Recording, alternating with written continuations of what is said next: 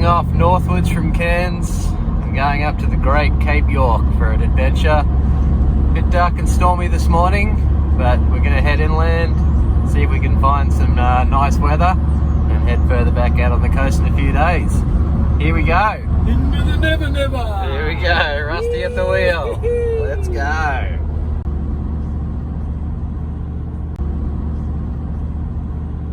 So we're heading west, getting a little bit more sunshine now on the Mulligan Highway, just headed past Mount Carbine on our way up a bit further to Palmer. See beautiful landscapes here.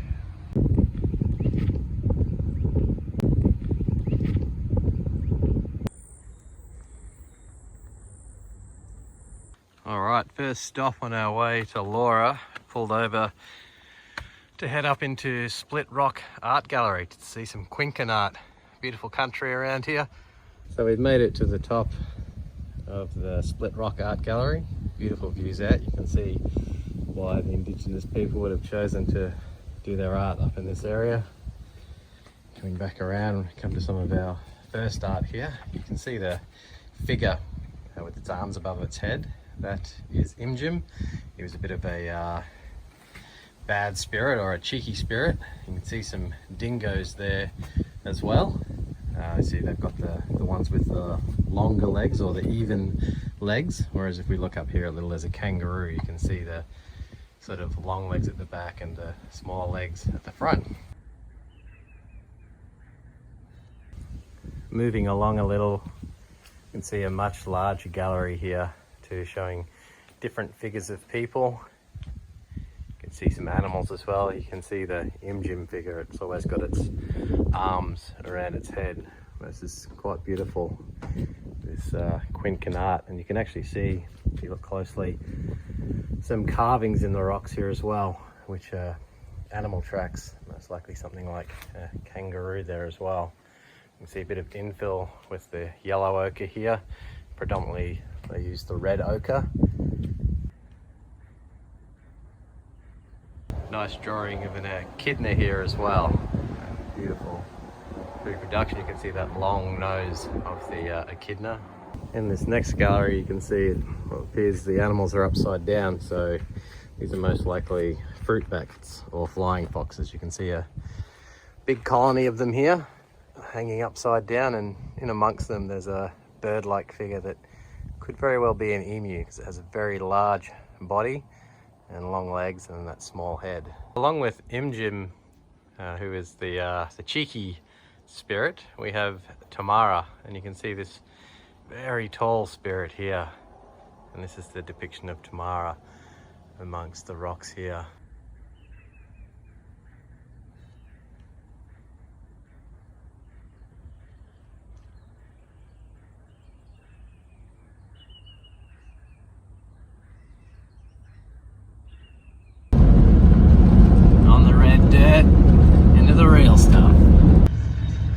First great wildlife, emu, as we head into Lakefield National Park.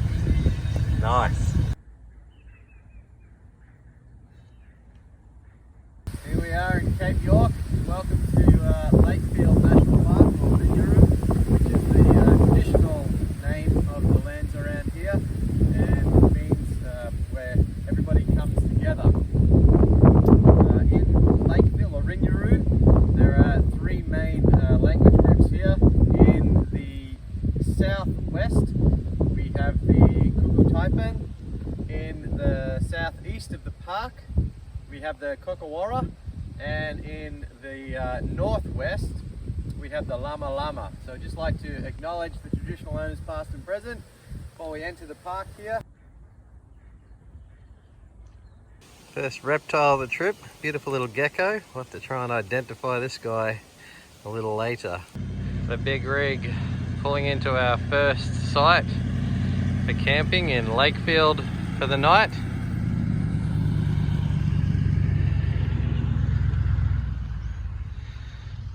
And this will be our view.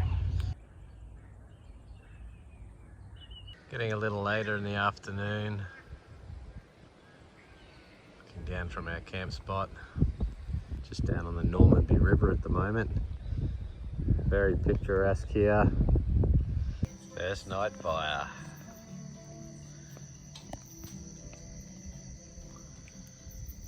Under a beautiful melaleuca. Nice viewing of one of our crane species, the brolga. So one of the reptile species we have up here is the blue-tongued lizard. This is a beauty. He's just on the side of the road, so we might try and get him a little bit further across. There we are, beautiful.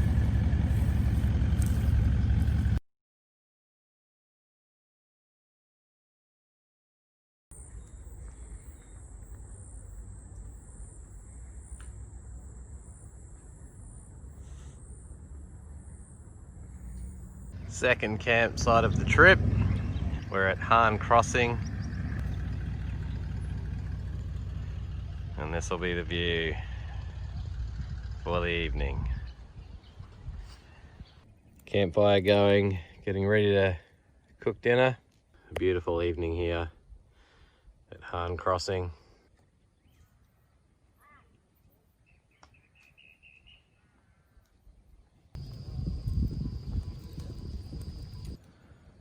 Little red flying foxes taking off to feed on the local forests, most likely the inflorescences of melaleucas and eucalypts and whatever else is flowering at the moment.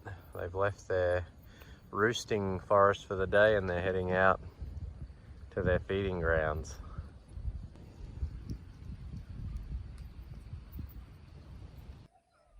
Sunrise on day 3 at Hahn Crossing. The dawn chorus is going off in the background.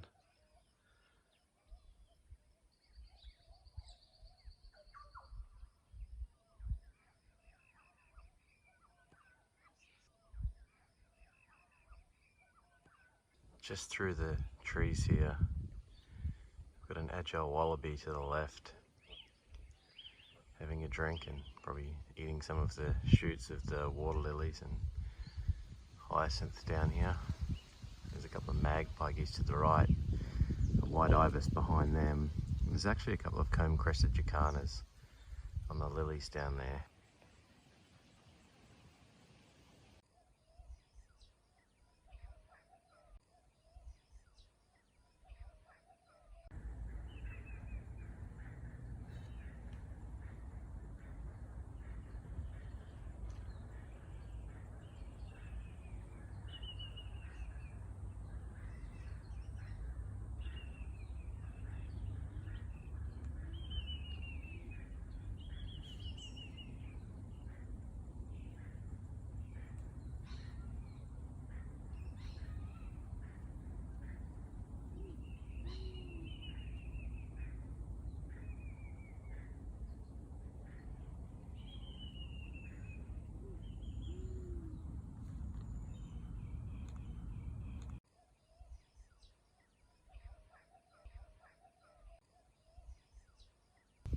Nice fresh dingo tracks from this morning, making their way along the road here.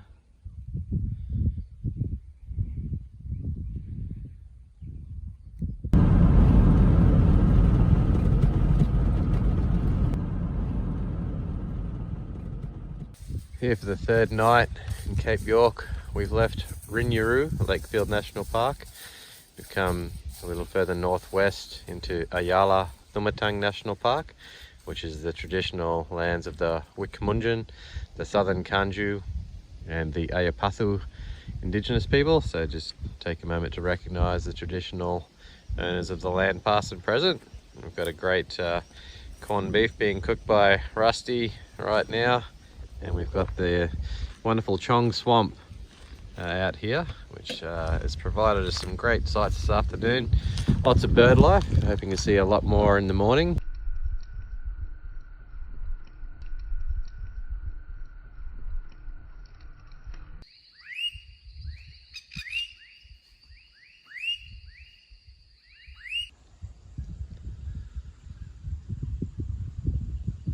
Going for a little walk around Chong swamp in the morning, day 4.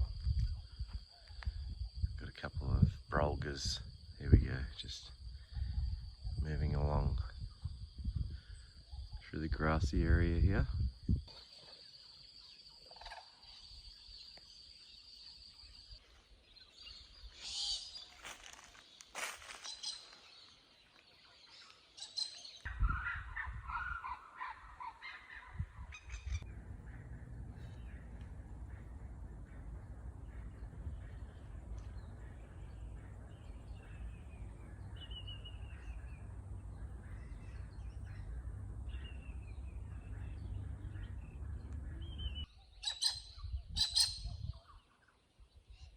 Right up on the top of the tree, we've got one of our parrots, the galah. Beautiful pink coloration on it, as you can see. He's been fairly chatty this morning.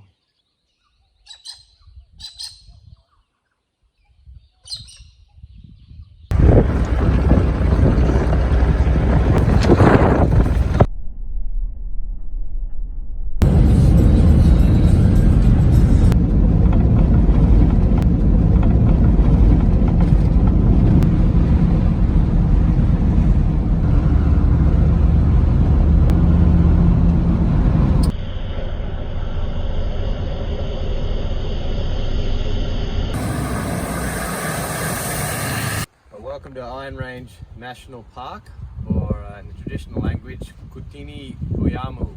And that name was changed from Iron Range. The name Iron Range comes from it's very high in iron, this area. But in 2011, it was actually returned to the Aboriginal tribes of the area, the Kukuya'u. So at the moment, we'll acknowledge the traditional owners of the land here. And Kukuya'u means the people of the east. So we're heading back out to the coast now. You can see behind us here Mount Tosa. The story about this area of the Iron Range, it's very, very unique in North Queensland, particularly up in the Cape, because about 300 million years ago there was a lot of volcanic activity around here, and a lot of the volcanic ash and pumice all got laid down in this particular area here, got melted together and formed volcanic tuffs, which are a really strong molten rock, or volcanic rock I should say. A few million years after that, magma came up from under the ground and pushed its way, intruded its way into this volcanic rock that was already here. This turned into a granite over time, and eventually through weather and erosion it left what we can see now as the hills behind us here. So Mount Tosa is a good example of the mixture between the volcanic tuff and also the intrusive igneous rock, that magma that came up and formed in this particular area here. So we're heading into this amazing park, and once again just acknowledge the traditional owners, the Kukuya'u, and we'll head in and see what we can find.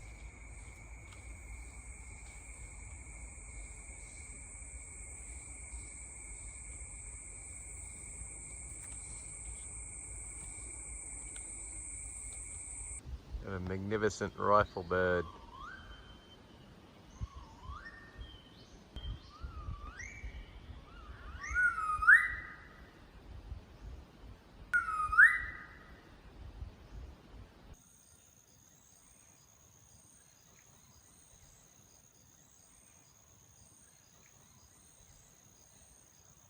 You can hear dingoes calling in the background.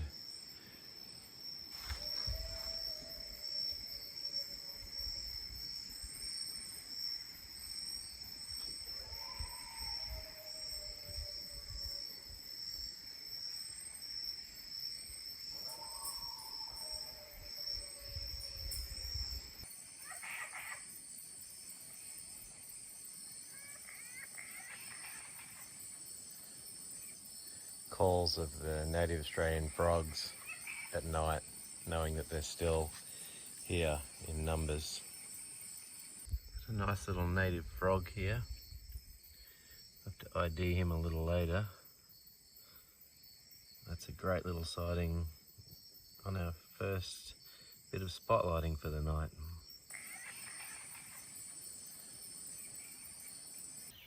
Day 5. Kutini Uyamu National Park, Iron Range. The dawn chorus is just starting.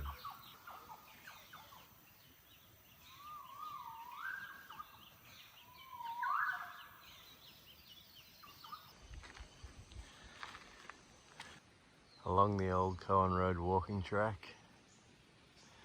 It's a beautiful morning.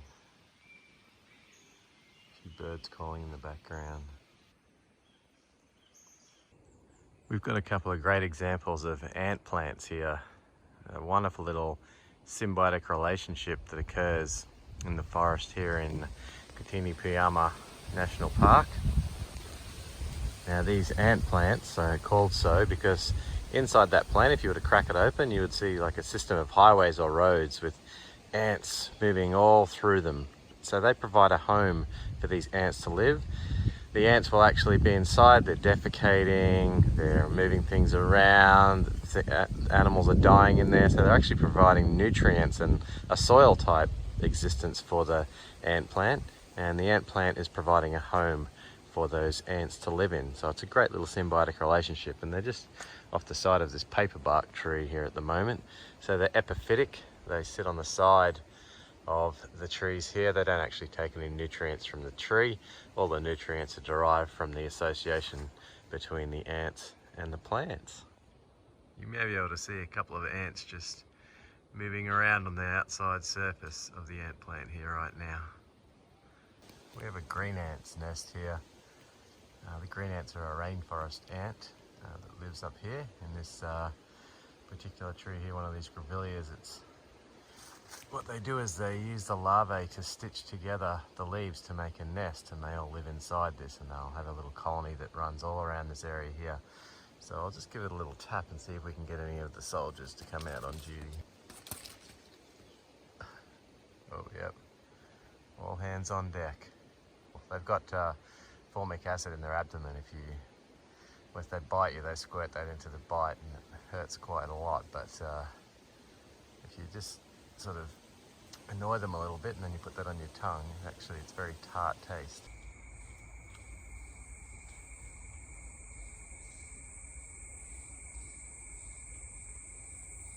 This is a little creek, Gordon's Creek, at the back of our campsite. A little bit of flowing water still.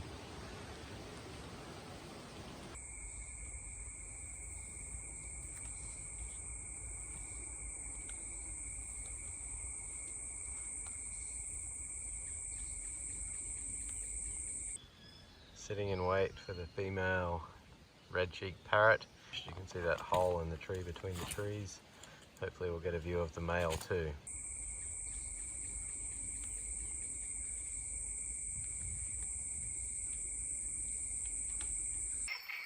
Night tour of spotlighting down by the creek in Rainforest campsite, and the frogs are out and loud. So we found a couple of frogs by the water's edge. These frogs are in a thing called amplexus at the moment, where the male grabs the female from behind and hangs on. The female will release eggs.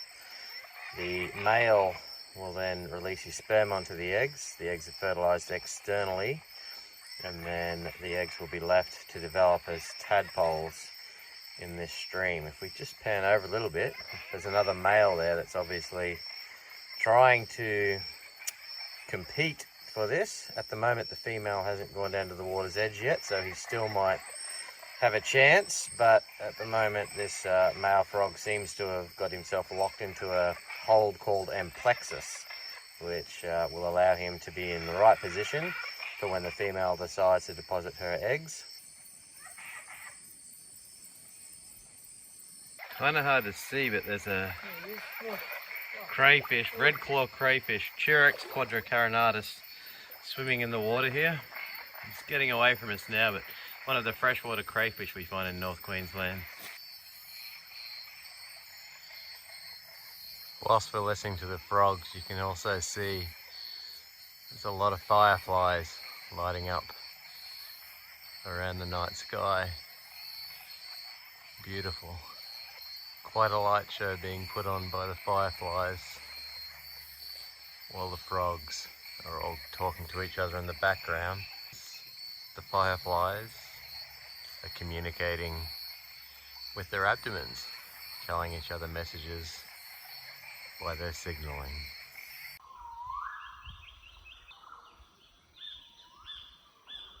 while the dawn chorus is going off.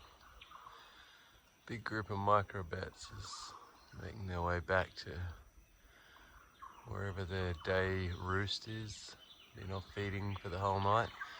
This could be the northern sheath-tailed bats, which we find in Kutini-Puyama National Park. Hard to identify because they're so quick and it's still a bit dark.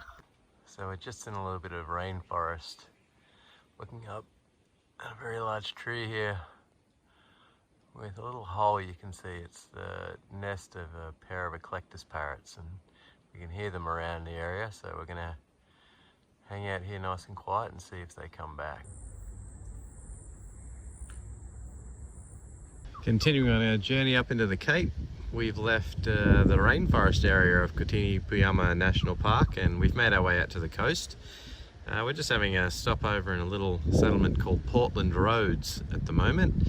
You can see some beautiful mangrove area here. There's some Rhizophora mangroves, the ones with the big prop roots there. You can see a couple sitting out in the water there and a big stand of them on the other bank as well. Portland Roads is a very small settlement here. We're actually going to keep going around the coast to a place called Chili Beach, and that's where we're going to make our camp for tonight and see what we can find out there.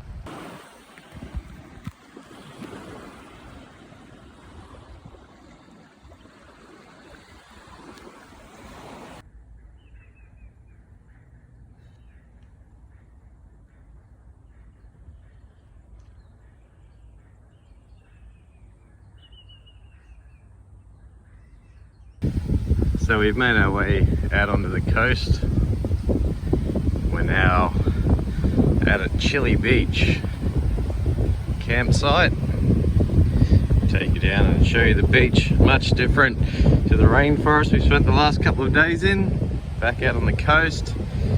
Beautiful beach, lots of tropical palms. Little rocky islands. There's Restoration Island up there. We'll talk about that in a little bit. But as you can see, back on the coast, lots of coconut palms here.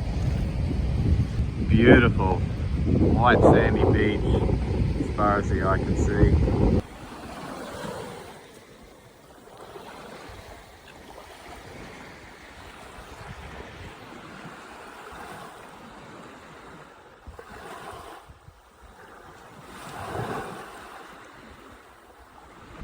As I mentioned, when we entered Kutini-Puyama National Park and we were at Mount Tosa about 300 million years ago, with the volcanic activity in this area, there was a lot of volcanic ash being laid down with pumice and other volcanic materials, and they were welded into the volcanic rock of the time.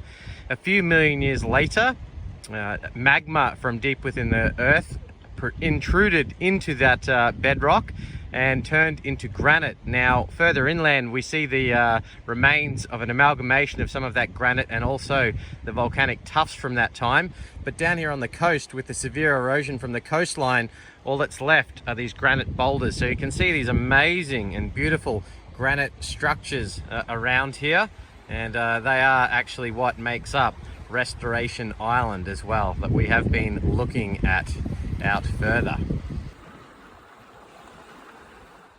This afternoon we've had a walk along Chili Beach and headed up to Cape Weymouth, which I'm on right now, looking out at Restoration Island. There's a fair bit of history that goes around here with respect to European history. You may remember in 1789, Captain William Bligh in the Ha'api Islands of Tonga was mutinied, and him and 18 loyal crew jumped into a longboat. They actually rowed all the way from there to the reef that is just sort of a little bit south of us here. They found an opening in the reef just north of the one that Cook came in to get protection, and they made their way to this land here, which he named Restoration Island. Now he named that because it was actually the anniversary of Charles II's restoration to the throne. And just to add to that as well, later at 1848 there was actually an overland expedition by Charles Edmund Kennedy, and he had 12 men, and an Aboriginal tracker named Jackie, who was from the New South Wales area. We'll talk more about them when we're a little bit further inland later in the trip, but just so you know, this area here in Weymouth Bay, he left 8 of his men because they were deemed not to be able to continue to travel on that particular journey, and then the rest moved up north, and we'll talk about the fateful end to their journey when we get up to the rivers where that came to a conclusion.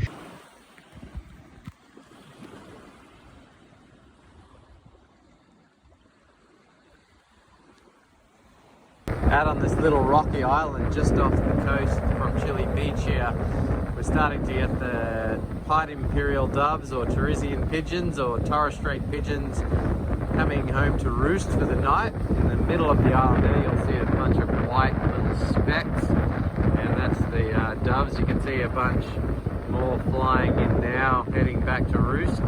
This is also where the metallic starlings are about to head back to as well. They'll roost on there for the night, so hopefully next thing we'll see, the metallic starlings heading home to roost.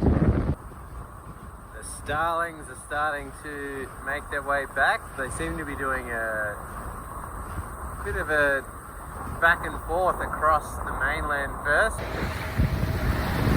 All getting in their groups now.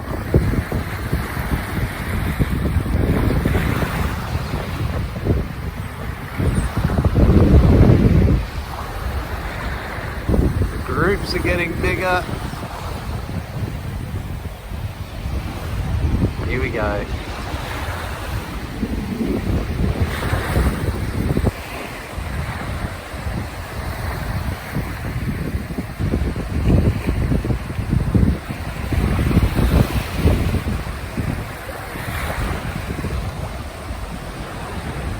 Really large group heading out to the island now.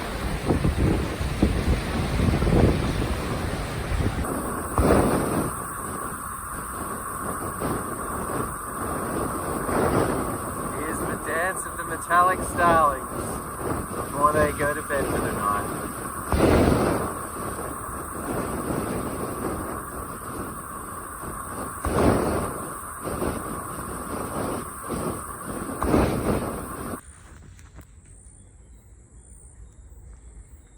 Sunrise, day 7, Chile Beach, Peninsula National Park. So here amongst the polychaete burrows, it's polychaete worms. So we have a little sand dollar that's been moving around. It's in the echinoderm family. So when we think of echinoderms, we normally think of things like sea stars and brittle stars and feather stars, but this different type of echinoderm here, which I'll pick up. I'm getting a little wash off.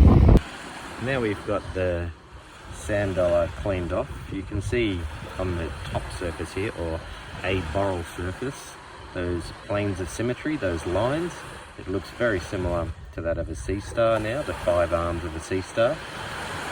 If we turn it over to its oral surface, or the underneath of the sand dollar, we can see once again those planes of symmetry similar to that of a sea star. These guys have little cilia-like projections on the perimeter of the body that they used for locomoting. So we'll set this guy back down now and allow him to continue on his cleaning mission, cleaning up all this detritus. You can see these tracks here on the beach going round in circles and up and down, and as we follow them around here, we end up finding the elusive makers of the tracks. And it's this group of moon snails here, and you can see there's 3 of them. They're in a little caravan-like motion here, and they're scenting using their proboscis. These ones are predators, so they'll be searching for other snails, maybe even each other. Maybe that's what they're doing, in a hot pursuit of each other here, but it also could be a reproductive thing that's what we're watching. But these guys will scent with their proboscis. When they do find prey, such as other snails, they will use their radula to bore into that snail and then consume it.